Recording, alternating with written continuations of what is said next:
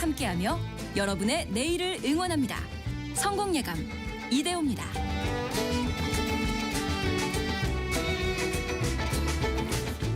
성공예감 이대호입니다. 2부의 시간이 돌아왔습니다. 10월 27일 월요일 오전 10시 5분 성공예감 이대호입니다. 2부까지 기다려주셔서 감사합니다. 오늘 경제상식 퀴즈가 어려웠을까요? 이거 사실 검색만 하면 금방 나오는 거라서 우리나라의 현재 기준금리는 얼마일까요? 정답은 2.5%죠. 2.5%. 상반기는 2번 내렸습니다만 하반기에는 3번 연속 동결을 하고 있고 연말에 좀 내릴 것 같다라는 기대감들도 있습니다만 현재까지는 2.5%의 기준금리입니다. 8502님이 정답 2.5%. 대출이자는 왜 안 내려가는 걸까요? 탄식이 절로 나옵니다. 라고 보내주셨고요. 8835님 지금이라도 주식 매수해야 하나요? 왜 이리 불안한지 다 털어서라도 해볼까요? 사실 저도 여러 번 말씀드렸습니다만 저는 원래 한 3,000선 다시 돌파하면은 이른바 포모 주식 없던 사람들이 좀 쫓아오는 현상이 나타날 줄 알았거든요.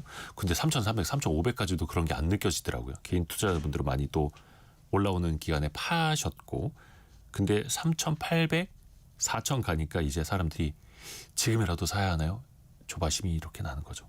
그래서 삼성전자 6만 원대 안 사던 사람이 10만 원 되면 사고 싶어지는 참 희한한 현상. 그래서 예전에 경제학자의 이름을 따서 기펜의 역설이라고도 하고 주식을 기펜제라고도 합니다. 올라갈수록 더 사고 싶어지는 현상. 그리고 아까 0693님 정답 2.5%입니다. 정답만 보내면 소개가 안 되나요? 라고 보내주셨는데 눈에 잘 안 띄어서 그렇습니다. 아무래도 여러분의 뭐 경험담 사연 의견이 있으면 조금 더 눈에 띄기는 하죠. 0693님 보내주셔서 감사합니다. 그리고 2867님 대호님 오늘도 경제 공부시켜줘서 감사합니다.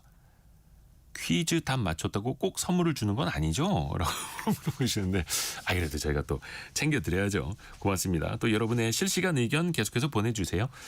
제가 다 읽어드리지 못하더라도 또 추첨을 통해서도 선물을 보내드립니다. 짧은 문자 50원 긴 문자 100원이 드는 샵 9730 KBS 콩도 열려 있고요. KBS 콩은 이용료가 들지 않습니다.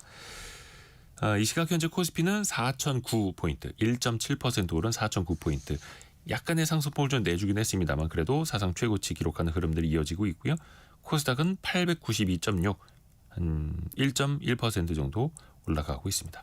삼성전자는 10만 1,000원 정도 그리고 SK 하이닉스는 52만 원 각각 2%대 강세가 이어지고 있고요.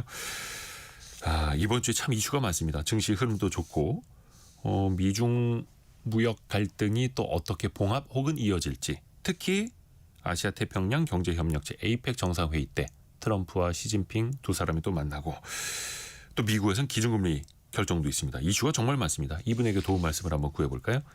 프리즘 투자자문의 홍춘욱 대표와 함께 개미스쿨 시간 열어봅니다. 안녕하세요. 네, 안녕하세요. 오늘 아침에 좀 놀라셨나요? 많이 놀랐습니다. 어떤 점에서요? 4천을 그냥 한 방에. 한 방에. 한 방에. 빠르죠? 좀 과열이죠. 과열이라고 보세요? 예, 아니 뭐 이게 이제 그 과열을 찾는 여러 가지 그 지표가 있는데 네. 이제 저희들끼리는 변동성을 좀 보거든요. 그 변동성이 뭐냐면 위아래로 얼마나 흔들리는가 이런 것들을 보는데 네. 하나 팁을 드리면 볼린저 밴드라는 차트를 하나 꼭 그 HTS나 MTS에서 열어두시면 되게 좋습니다. 예. 이게 이제 어떻게 투자하면서 좀 활용을 하면 되냐면 이 볼린저 밴드가 뭐냐면요. 그러니까 지난 20일 뭐 또는 30일 동안의 주가의 위아래 변화를 측정한 거예요. 네. 그리고 이제 곱하기를 하는 거죠. 그래서 예를 들어서 지난 20일 동안 평균 우리 주가 변동이 5%다. 그러니까 평균에서 얼마나 변했나. 5%다 그러면 위아래 5%를 선을 긋는 거죠. 그래서 그 이상을 돌파하면 과열, 그 이하로 내려가면 패닉 이렇게 측정하는 지표인데 이 지표의 특징이 있습니다. 한번 그 상단에 도달하잖아요. 네. 그러면 그 상단에서 한 일주일은 가요. 그래서 그 상단에 딱 다 따라오서 바로 과열이니까 내려가자가 아니라 그게 오히려 매수 신호로 작용하는 경우들이 훨씬 더 많습니다. 그게 이제 기세. 요즘에 또 추세 추종 뭐 이렇게도 하니까. 그렇죠. 모멘텀. 뭐 영어로 하면 다 좋습니다. 이제 그런 투자자들이 늘어나면서 그걸 하는데 보통 그게 이제 얼마 가냐면 일주일 가거든요. 그래서 저희들은 이제 그런 걸 활용해 가지고 매매를 합니다. 근데 지금 일주일은커녕 한 3주째. 그래요. 그러니까 추석 끝나고 이제 이렇게 됐습니다.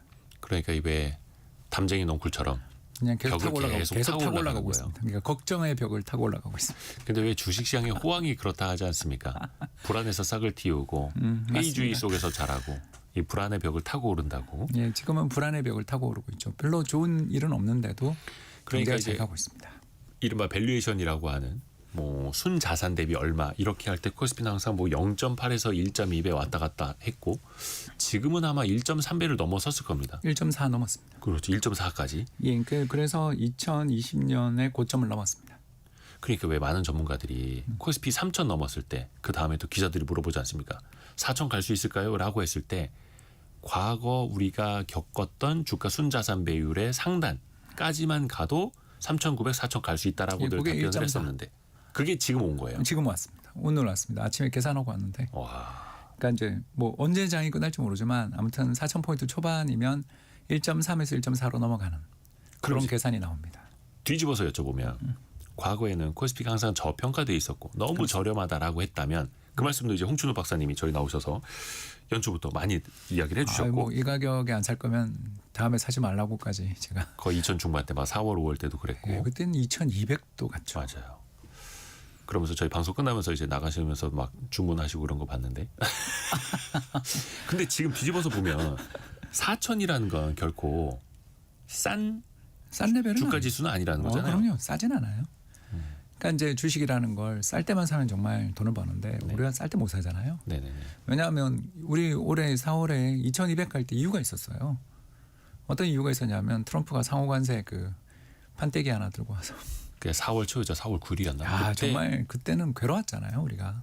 폭락을 했죠. 예, 뭐 25% 했다, 26% 했다, 뭐 계산이 틀렸는데. 어떤 날은 46%고 뭐 예, 뭐 그런 사람이 미국 대통령인데 앞으로 임기 4년 남았네. 그 절망감, 그 속에서 미국 그 나스닥 지수가 고점 대비 25% 빠지고 우리도 2,200 갔잖아요. 예. 예, 그랬었는데 이제 상호관세 유예하고 뭐 친구들 만나서 주식 사라 그랬다가 친구들이 돈을 많이 벌었네 이런 이야기도 나오고 하면서 야, 이 사람은 충격도 주지만 거꾸로 이야기하면 매수 기회일도 주는구나. 뭐 이런 인식의 전환들을 좀 하면서 그때 뭐 미국 증시 많이 빠졌을 때도 트럼프 대통령이 지금 주식 사라. 그럼 부자 된다. 막 대놓고 막 그렇게 이야기를 본인이 했잖아요. 그런 이야기를 했잖아요. 예. 그걸 보면서 야, 이게 우리가 알던 세상은 끝났고 새로운 세상이 왔기 때문에 그러니까 뭐 어떤 경제 전망 이런 것보다는 대응이 중요하다라는 표현을 이제 그때부터 쓰기 시작했던 것 같고요. 김재은 님이 전문가들도 처음 본 상황이라고 하네요라고. 그렇습니다. 저도 말씀이 뭐 맞습니다. 일기랑 또 달라요 지금. 일기 때는요. 트럼프 일기 때. 예, 트럼프 일기 때는 주변에 사람도 없고 고립돼 있었고 자신도 없었어요. 보면 되게 자신 없는 표정들 많이 지었어요.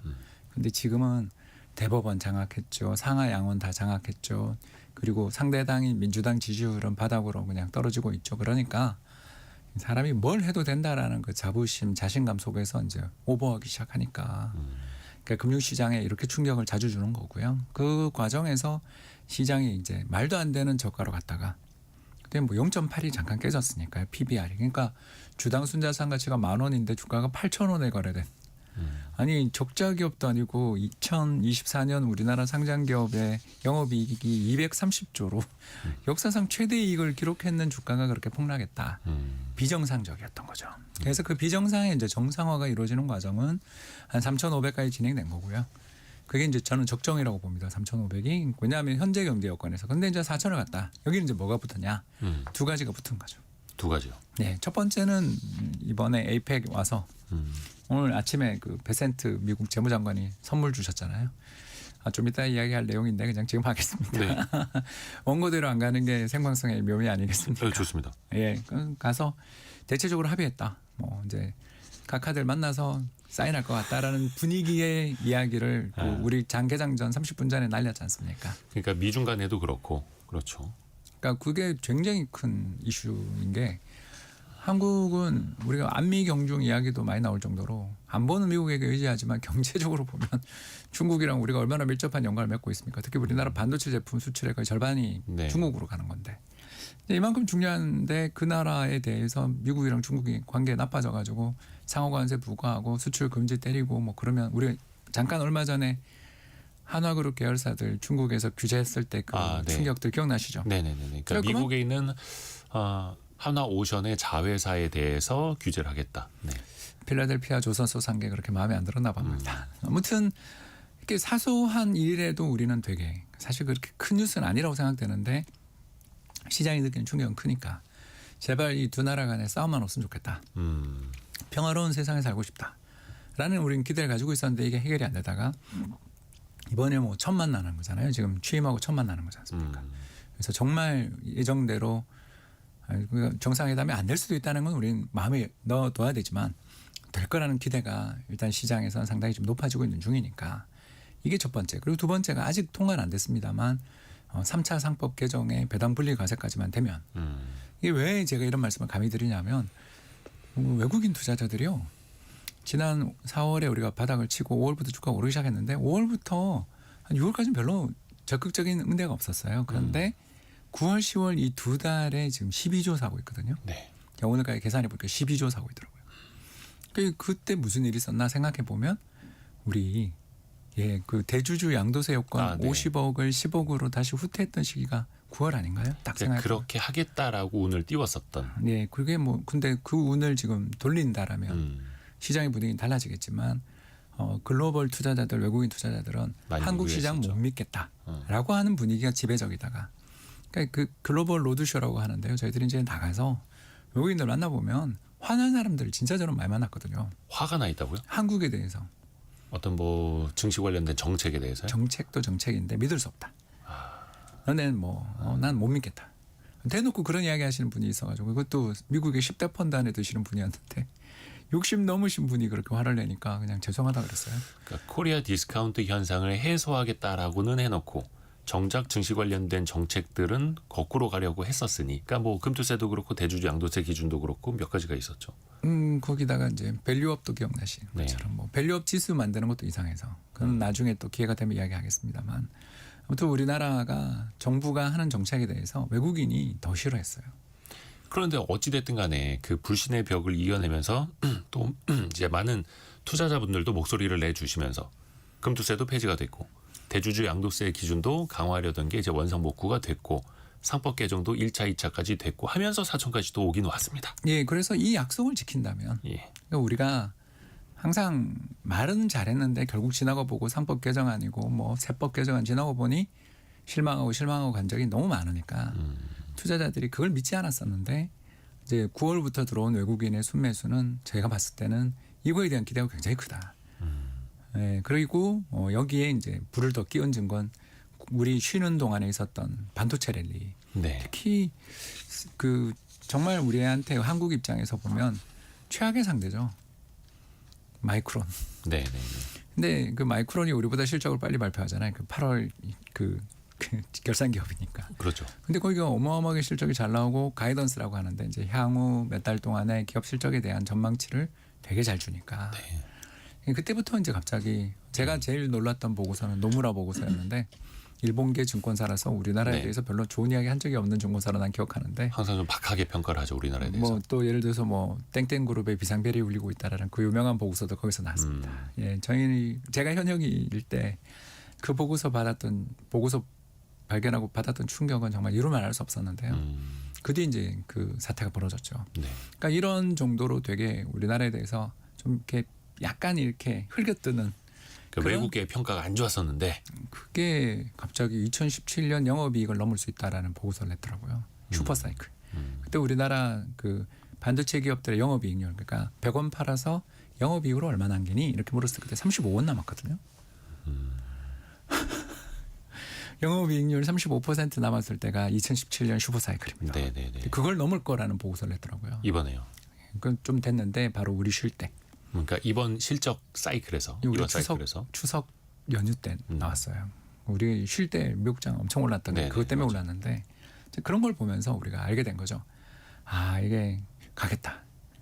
야 이게 4천이 멀지 않았다. 그래서 저도 뭐 전망이 올해 3,500 정도가 적정이 아닌가 생각했었는데 우리 추석 사이에 변했던 이런 두 가지 큰 변화, 외국인의 시선 변화와 또 미국과 중국 간에 있어서의 갈등이 추석 중에 굉장히 증폭됐다가 지금 완화되는 것 이런 게 큰 것 같습니다. 증시 관련된 정책이 달라지고 있고 또 실적에 대한 눈높이도 달라지고 있고 그게 또 종합적으로 반영이 되면서 이제 4,000p 시대가 됐습니다. 사실 3,000포인트 넘어서서 3,000p라는 표현 쓴 것도 얼마 안 됐었는데, 야, 그 4월 초 트럼프 대통령이 상호관세 그 판넬 들고서 이야기해서 증시 폭락이 됐던 게 불과 6개월 전입니다. 6개월입니다. 엄청난 변화입니다. 우리나라 역사상 이 정도로 주식시장이 급등락한 건 코로나 이후. 그러니까 지금 그 저점 대비 한 1,800포인트가 올라온 거잖아요. 그렇습니다. 그때 코로나 때도 1,400포인트가 저점이었고 3,300 가서 2배 이상 올랐죠. 2,000포인트가 올랐는데 이제 그때를 연상시키는 지금 상승세라고 볼 수 있겠습니다. 이때부터 또 고민은 듭니다. 최근에 보면 삼성전자 주식도 그렇고 많은 투자자분들이 주식 올라올 때마다 많이 파셨거든요. 맞습니다. 3,500선 또 3,000 후반에 갈 때도 심지어 인버스 ETF 많이 산다 이런 이야기도 나왔었고, 그런데 3,800, 900, 4,000까지 가다 보니까 생각들이 조금씩 바뀌시나 봅니다. 최근에 보니까 오히려 이제 코스피 200 ETF를 더 많이 순매수를 하더라고요. 개인 투자자들이. 아주 좋은 태도라고 생각합니다. 예. 왜 제가 감히 이런 말씀을 좀 드리냐 하면 예. 저희 그 우리 시장에 투자하시는 분들한테 오늘 좀 조언을 좀 드리길 갖게 된 것 같아서 어떤 투자 방법 측면에서요. 예, 이 질문을 제가 정말 좋아합니다. 그러니까 우리나라 주식 시장의 그 특성이 두 가지가 있는데 네.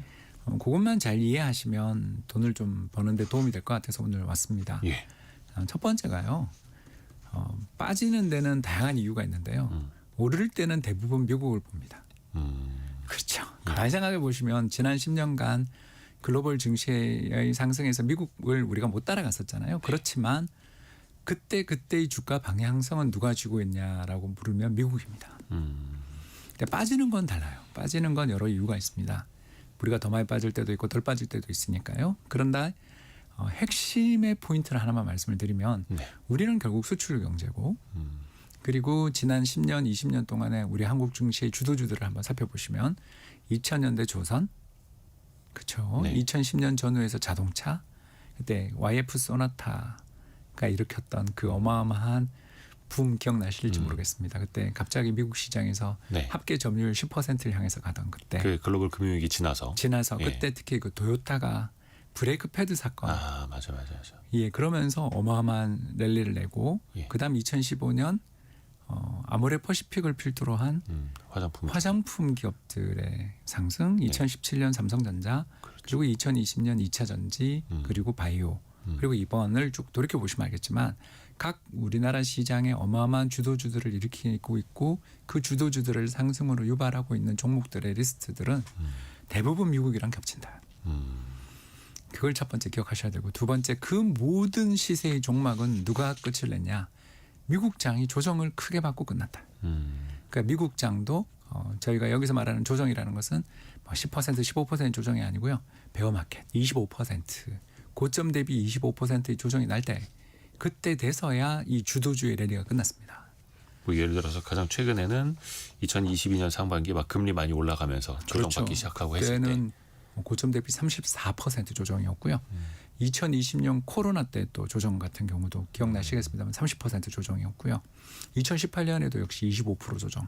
그러니까 우리는 기억하지 못하지만 미국 증시도 굉장히 조정이 자주 오고 패닉이 오는 시장입니다. 네. 그래서 그 패닉이 올 때 바닥을 치고 그쪽 시장이 오르기 시작하면 함부로 팔면 좀 곤란하다.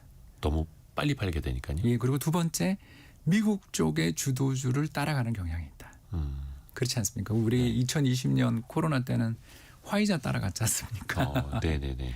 예, 그리고 이번에는 지금 뭐 엔비디아나 혹은 이제 다른 종목들 중에서 찾아야 되지만 주도주가 달라지죠. 테슬라가 상대적으로 좀 부진하잖아요. 그러니까 흘러간 과거 증시의 주도주를 따라가지 말라. 이게 이제 두 번째 이야기를 오늘 드리게 됐습니다. 그러니까 첫 번째 이야기는 우리나라 주식시장의 상승세를 잡는 방법은 미 증시가 급격한 조정을 받기 전까지는 함부로 주도주에서 내리지 말라. 두 번째, 그런 주도주들은 항상 미국 쪽에서 또는 글로벌 사람들의 어떤 검색 통계 이런 것들에서 나온다. 바이럴에서 나온다. 그러니까 미국의 레딧 같은 데를 보는 거죠. 종목 토론방 있지 않습니까? 우리로 이야기하면 종토방이죠. 그렇죠. 그런 데서 나오는 바이럴이 많이 되는 종목 쪽에서 파생돼서 주도주가 나오더라. 그러니까 이번에 우리나라 시장이 처음에는 조방원으로 시작했지만 결국 반도체로 가지 않습니까? 네. 강세장이 길어지게 되면 결국 펀더멘탈도 펀더멘탈이지만 미국 쪽에서 상승하고 있는 주도주들을 보던 외국인 투자자들이 여기가 상대적으로 싼데 하고 들어온다라는 거죠.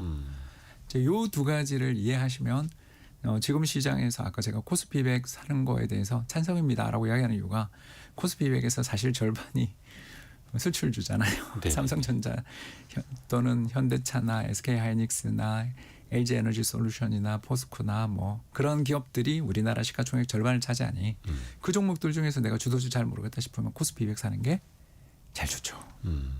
그렇기 때문에 시장의 변화 방향에 대해서 베팅하려는 마음들은 너무 가지지 않았으면 좋겠다. 방향을 맞출 수는 없다라는 거고. 왜냐하면 저희는 이런 인덱스에 투자를 하면요. 우리가 방향을 틀렸잖아요. 왜냐하면 제가 사자마자 미국 시장이 붕괴돼서 거기서 약세장이 와요. 그러나 개별 종목은 못 팔거든요. 하한가가 아니면 못 파는 장이 옵니다.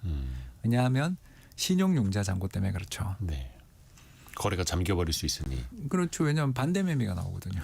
그건 이제 시장이 어느 순간 막 급격하게 조정을 받았을 때 그렇다라는 거고. 그리고 특히 개별 종목은 그거에서 매매도 안 되는 그렇죠. 시기들이 호가가 막 벌어지거든요. 예. 그런데 코스피 200 인덱스 같은 경우는 10원당 호가가 촘촘하게 있는 상품들도 꽤 있거든요. 그러니까 모든 상품이 그렇다고 제가 말씀드리지는 않지만 네네. 시장 거래대금과 거래량이 많은 ETF를 사놓으면 언제든지 팔 수가 있어요. 네. 그래서 다음 기회를 또 노릴 수 있거든요. 왜냐하면 우리 인생은 길고 시장은 지금 지난 5년 사이에 벌써 폭락폭등이 5번째 왔지 않습니까? 이만큼 자주 오거든요. 왜? 이게 세상이 이상해졌잖아요.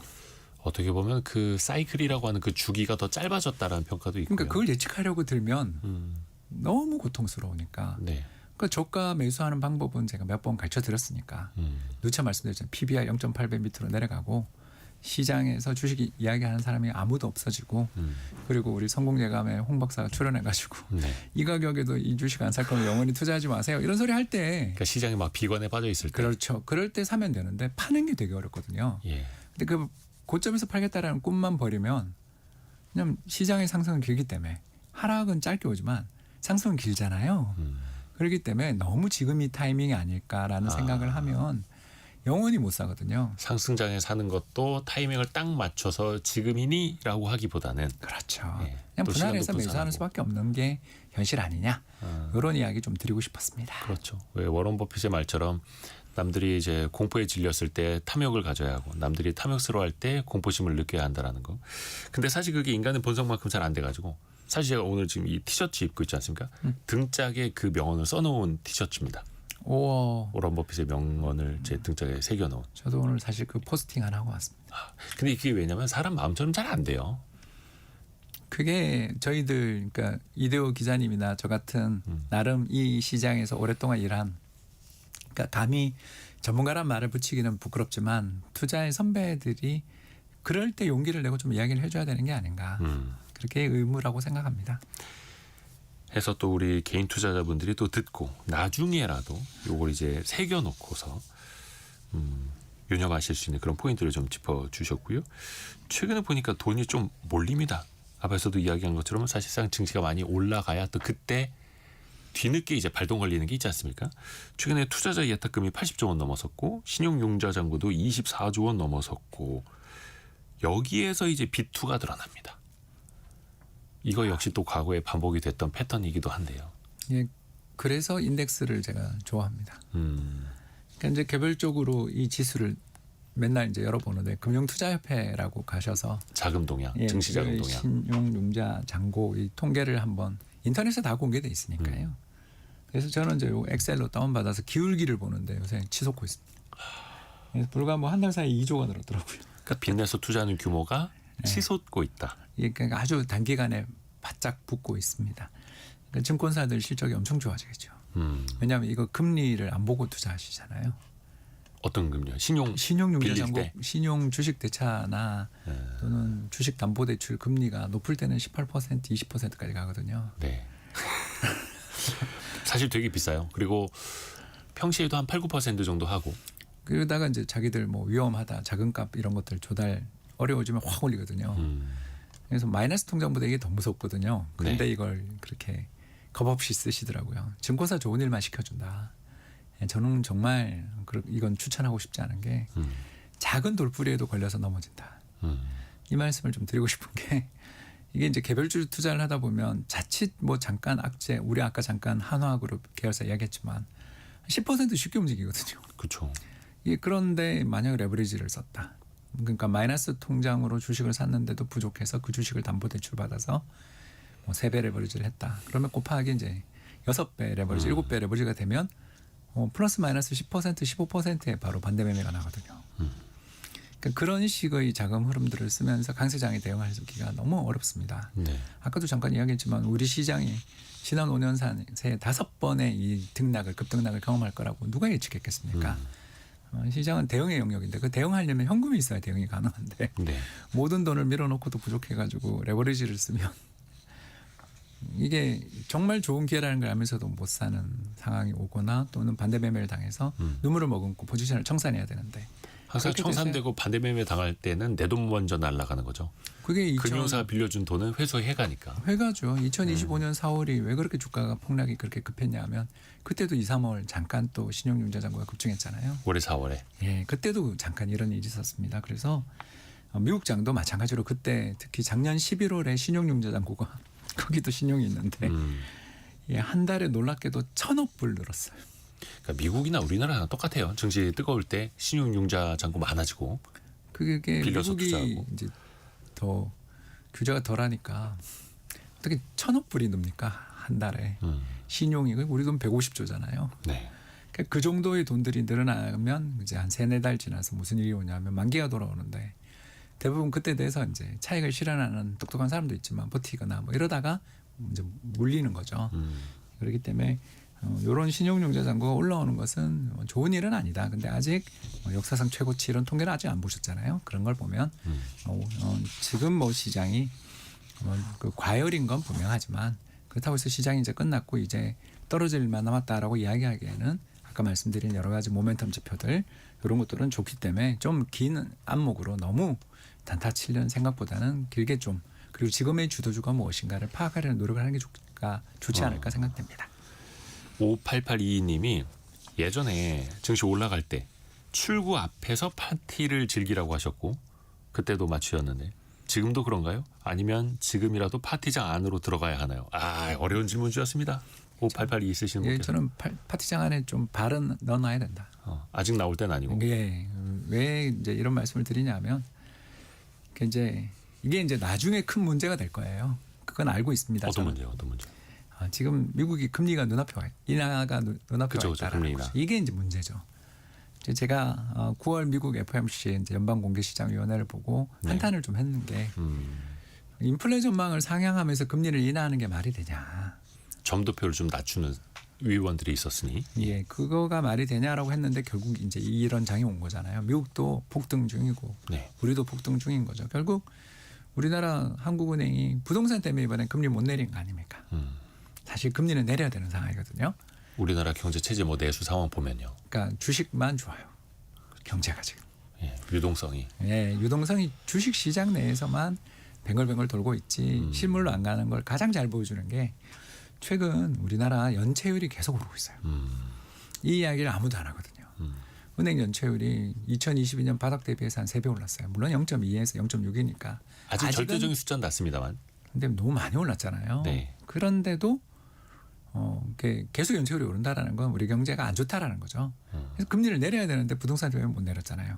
그러니까 이게 이제 어떻게 보면 중앙은행이 가지고 있는 딜레마인데 미국은 분명히 경제가 이렇게 버블이 좀 있고 인플레이션 압력도 있는데도 금리를 또 내릴 거고 하니 과거 역사적으로 살펴보시면 주식시장이 이렇게 달려가고 어마어마하게 좋을 때 무너지는 타이밍들을 다 살펴보시면 전쟁이나 테러 같은 걸 제외하고 보면 전염병을 제외하고 보면 다 금리 인상이에요.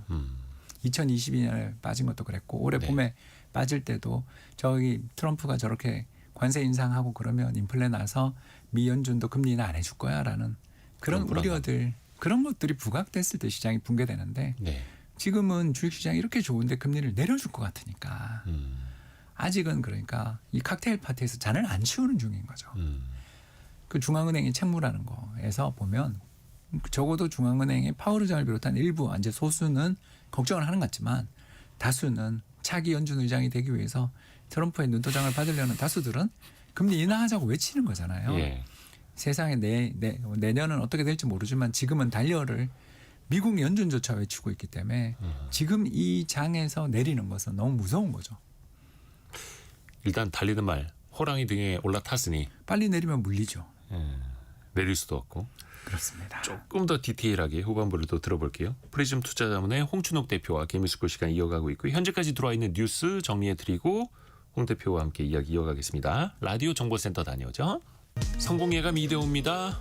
10시 36분 현재 함께하고 계십니다.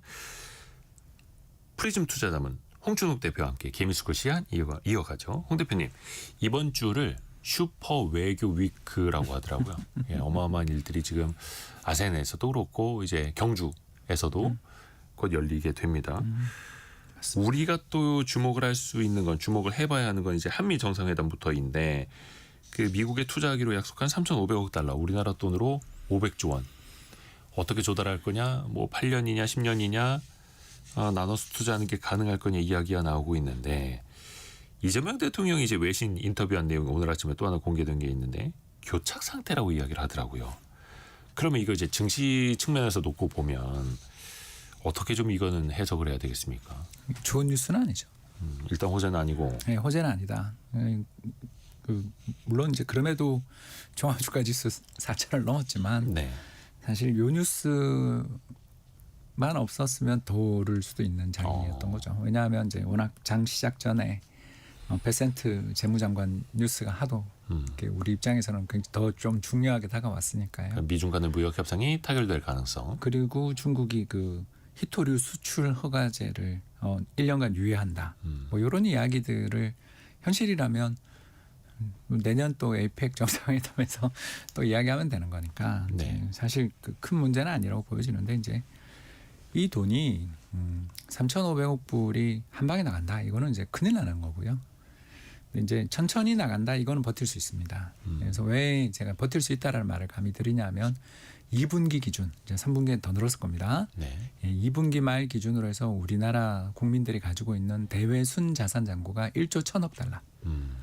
우리나라가 1년 GDP가 2조 달러가 안 되는데 거의 GDP 한 60%에 달하는 돈을 해외에다가 투자하는 그러니까 이 부채를 제외한 겁니다. 그러니까 순채권국. 예. 그러니까 우리가 세계 8등이고요. 어마어마한 채권 국가입니다. 이런 어마어마한 채권을 가지고 있고 실제로 또 우리가 지난 5년 동안 한국 기업들이 미국에 매년 300억 불에서 400억 불을 실제로 투자해 왔습니다.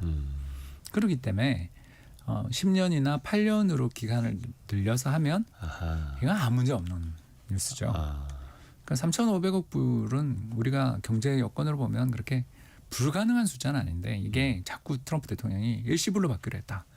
그렇게 이야기를 하시니까 예. 우리 입장에서는 정말 저기에 동의했다면 그 사람은 점점점 이건 뭐 무슨 저희 1905년이 떠오르는 거죠. 만약 그런 약속을 했다라면 그건 말도 안 되는 이야기니까 우리 외환보유고 다 합쳐봐야 4,200억 불밖에 안 되는데 그러고 나면 뭐 700억 불 남길 겁니까? 그런 거를 이야기할 수 없고 더군다나 KIC가 또 다양한 자산에 외환보유고를 지금 다변에서 운영하고 있는데 그걸 다 준다면 팔아서 줘야 되는데 현금으로 달라 그랬으니까. 그렇죠. 이게 사실 이게 참 아이러니한 게 우리나라 외환 보유액 한 4천억 달러 현금으로 갖고 있는 게 아니잖아요. 대부분 이제 미국 국채인데 그것도 이미 주식도 많이 미국에 갖고 있습니다. 그렇죠. 미국에 투자해 놓은 셈인데 미국에 투자하기 위해서 미국에 투자한 걸 팔아서 다시 투자하니까 되게 이상한 그림이지 않습니까? 물론 그 실현 가능성도 없습니다만. 만일 그날이 오면 미국 장도 한번 폭락하고 시작하겠죠.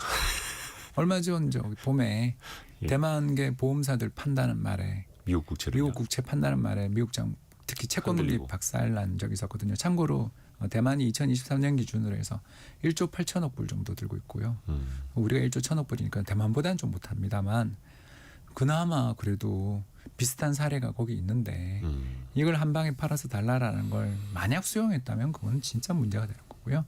그러지는 않았으리라고 생각하는데 이제 트럼프 대통령은 뉘앙스를 트집 잡아서 저러고 있는 게 아닌가. 그러기 때문에 참 이게 잘 해결됐으면 좋겠습니다만 일단 저는 해결은 굉장히 어렵지 않냐. 저의 입장입니다.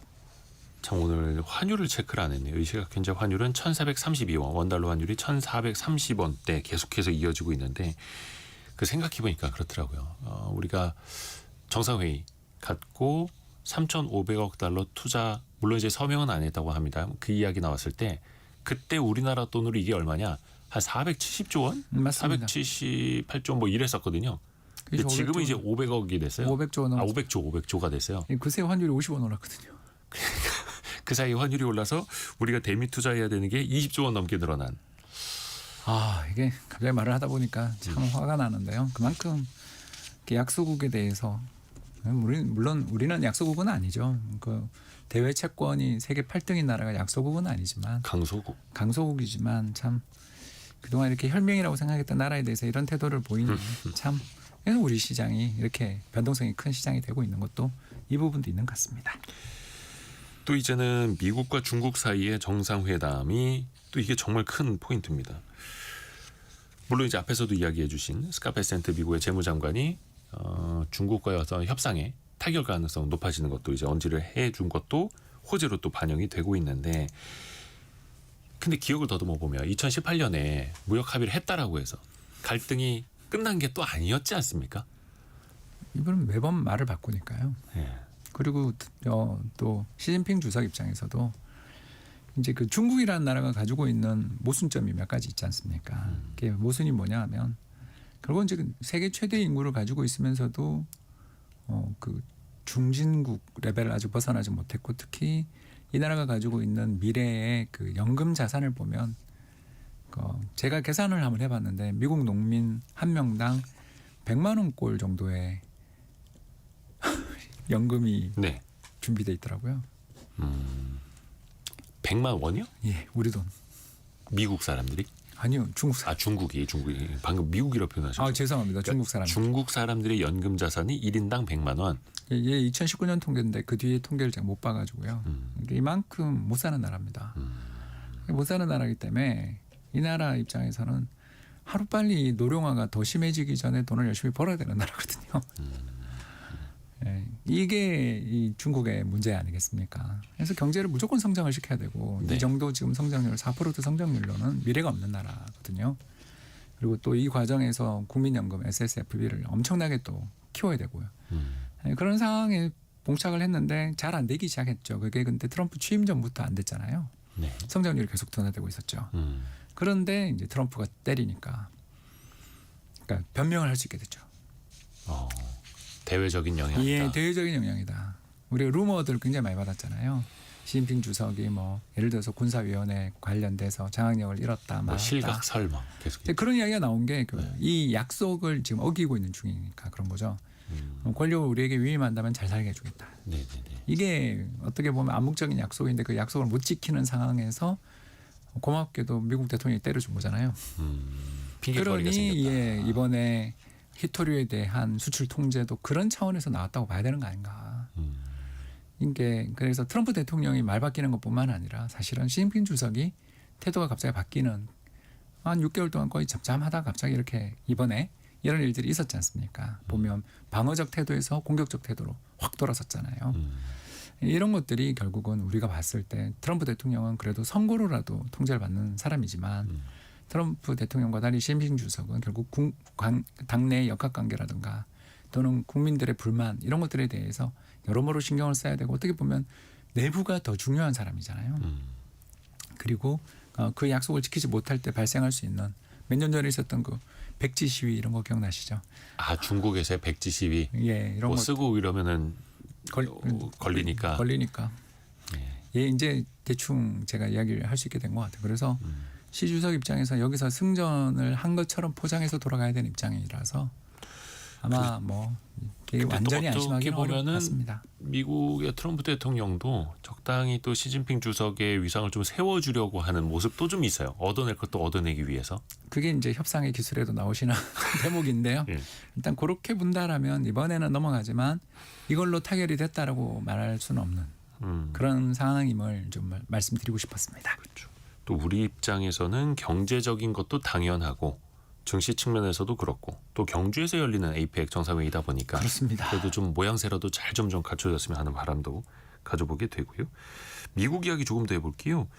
그 얼마 전에 미국의 소비자 물가 지수가 이게 발표됐습니다. 거의 한 3주 가까이 뒤늦게 발표된 거잖아요. 미국 행정부의 지금 셧다운 기간이다 보니까. 근데 시장의 예상보다는 낮게 나왔습니다. 물론 절대 수치가 낮은 건 아니었습니다만 소비자 물가 지수 상승률 3%를 보고 미국 증시는 그래도 또 환호를 하더라고요. 이해가 안 되는 거죠. 이게 이제 전년동월 대비 3%를 뚫었거든요. 네. 그래서 8월 달에 2.9였는데 3.0이 됐다고 좋아하더라고요. 그러니까 점점 물가 상승률이 높아진 건데 시장이 걱정한 것보다는 낮아 이런 거죠. 그리고 뭐 안에 있는 그 내부들을 보면 근원 소비재 물가라고 하는 것들이 있는데 네. 이제 이렇게 최근에 계속 오르고 있거든요. 그러니까 이제 드디어 관세 부과했던 게 리테일, 그러니까 소매점을 통해서 소비자들에게 전가되기 시작했다고 봐야 되는 부분들인데 네. 이걸 좋아하더라고요. 그래서 제가 왜 이거에 대해서 아까도 잠깐 설명을 호랑이 등이라는 표현을 썼던 이유가 이제 이 지표에서 나온 건데요. 내부를 보면 안에 내용을 보면 굉장히 안 좋거든요. 네. 굉장히 안 좋은데도 시장은 좋아하고 그냥 딱 귀를 닫고 달렸잖아요. 결국 이번 주 금리 인하한다. 이거에 대한 베팅이죠. 왜냐하면 이 정도로는 동결 못할 거야. 거기 소수파가 되고 있는 파월 의장은 여기에 저항하지 못할 거야. 라고 생각한 게 아닌가. 그러니까 물론 소비자 물가 지수 상승률 3%라는 건 목표하는 2%보다 훨씬 높지만 미국의 기준금리가 뭐 4.25 이런 상황에서는 그래도 이 물가 대비 여전히 높다. 올해 또 2번은 내려야 한다라는 게 또 시장의 또 예상이기도 하고요. 그러니까 12월까지는 그냥 금리 인하가 12월에 한 번 더 있거든요. 네. 그래서 2번 금리 인하에서 3.75 된다라는 거에 대해서 다 좋아한 거죠. 거의 지금 뭐 페드워치라고 하는 사이트 보면은 10월에 금리 인하 100%, 100%입니다. 12월에도 100% 이게 가능성이 거의 이렇게 육박을 하더라고요. 근데 그만큼 어떻게 보면 그 과열된 시장을 정돈하고 시장을 안정시켜야 될 연준이 임무를 반기하는 중이다. 그리고 이 지표를 보니 반기는 확실해. 라고 이제 외치며 연말까지는 간다. 라는 분위기라는 거죠. 그러니까요. 최근에 이제 미국 증시도 그렇고 증시를 보면 좀 신기한 게 호재가 있어서 오른다라기보다는 악재가 없어서 오른다라는 느낌이 더 있더라고요. 왜냐하면 이제 미국 행정부도 지금 여전히 셧다운. 맞습니다. 예산안이 지금 처리가 안 돼서 미국의 공무원들이 일을 안 하고 있는 기간이 계속 길어지고 있는 거잖아요. 그래서 신규 실업수당이 급증했습니다. 이게 그 사람들이 전부 나 해고됐어요 하고서 실업수당 받으러 갔습니다. 그 실업률도 이제 폭증하게 돼 있거든요. 그러니까 이게 뭔가 경제 데이터가 막 어지러워지고 있는 건데 이걸 어떻게 해석을 해야 하는 겁니까? 네, 이제 과열 거품으로 가고 있는 거죠. 근데 이제 이게 내년 이맘때 우리가 이 방송을 또 하고 있다면 네네네.